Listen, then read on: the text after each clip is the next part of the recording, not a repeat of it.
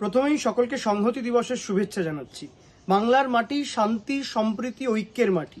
আজ সকালবেলায় মুখ্যমন্ত্রী মমতা বন্দ্যোপাধ্যায় সকলকে সংহতি দিবসের শুভেচ্ছা জানিয়ে তিনি আবারও স্মরণ করিয়ে দিয়েছেন বাংলা সেই মাটি যেখান থেকে এই ধ্বনি ওঠে, ধর্ম যার যার, উৎসব সবার।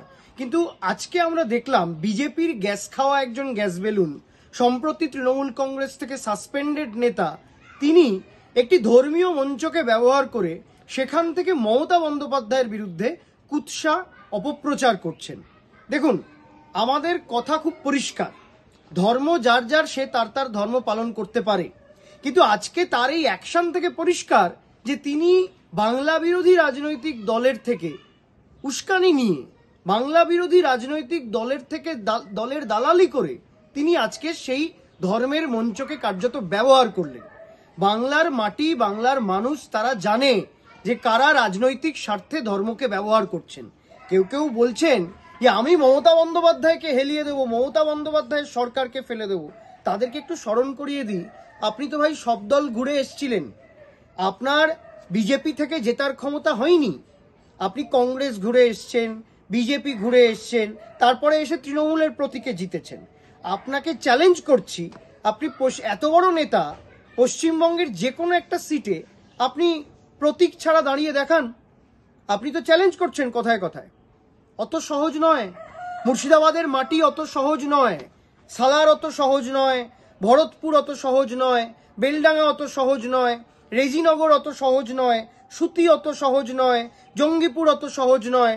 আমি আর নাম করে গ্লোরিফাই করতে চাই না, কিন্তু যদি কেউ মনে করেন ধর্মের ধ্বজাটাকে রাজনৈতিক কাজে ব্যবহার করবেন, আমি বাংলার সাধারণ মানুষের কাছে অনুরোধ করব, কোনো স্পেসিফিক ধর্ম নয়, সব ধর্মের মানুষকে অনুরোধ করব, বাংলার মাটি সাম্প্রদায়িক সম্প্রীতির মাটি, যে মাটির কাজী নজরুল ইসলাম 5টা শ্যামা সঙ্গীত লিখেছেন।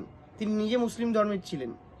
রামকৃষ্ণদেবের থেকে বড় হিন্দু স্বামী বিবেকানন্দের থেকে বড় হিন্দু হয় না। কেউ কেউ বিজেপির কাছ থেকে টাকা খেয়ে, বিজেপির দালালি করে আজকে তৃণমূল কংগ্রেসকে মেলাইন করছেন। এবং বেশি বলতে চাই না, ইউসুফ পাঠানকে মানব না বলে লোকসভা নির্বাচনে সাবোটেজ করেছিলেন, কংগ্রেসের অধীর চৌধুরীর বাড়িতে গিয়ে বসেছিলেন। কেন মুখ খোলাচ্ছেন?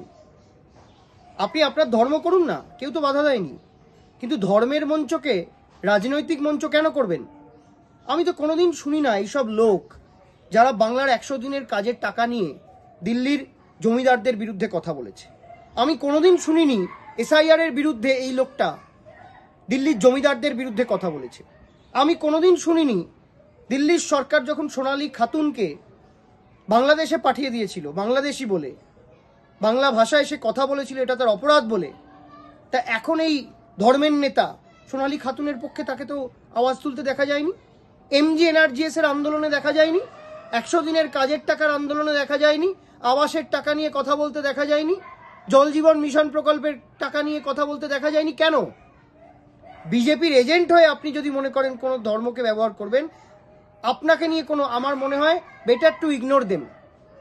এদেরকে একেবারে প্রত্যাখ্যান করুন, তাকাবেন না এদের দিকে। এরা ধর্মের নামে বিষ, ধর্মের মুখোশ পরে সাম্প্রদায়িকতার মুখ, এই মুখটাকে বর্জন করুন। এবং বিজেপির টাকা খেয়ে দেখুন না, আজকে বিজেপি, কংগ্রেস, CPM আর এই লোকটা এক ভাষায় কথা বলেছে। আজকে এটার থেকেই পরিষ্কার যে কারা কাদের হয়ে দালালি করছেন। সুতরাং আমরা আলুর বস্তা থেকে পচা আলুটাকে বাদ দিতে পেরেছি, তৃণমূল কংগ্রেস পেরেছে।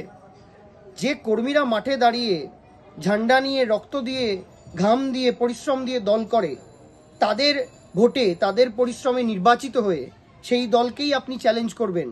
বাংলায় অনেকে এসছেন, অনেকে অনেক দল তৈরি করেছিলেন, কেউ সফল হননি মমতা বন্দ্যোপাধ্যায় ছাড়া, হারিয়ে গেছেন।